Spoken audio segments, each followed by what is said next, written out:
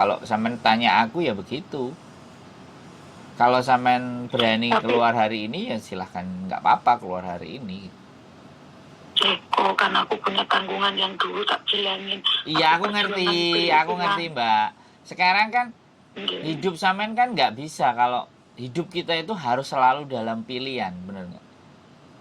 Nah Nggih, nggih. pilihan sulit dan pilihan benar dan tidak kan saya kemarin udah juga ngomong bahwa kalau Nggih. sampean sudah memberikan kenyamanan dan enaknya buat anak-anak, tidak mendidik, tidak menunjukkan yang akan terjadi seperti ini gitu.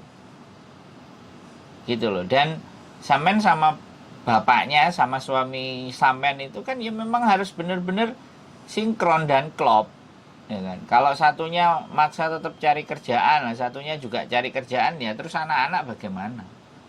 Kan ya seperti itu. Ya,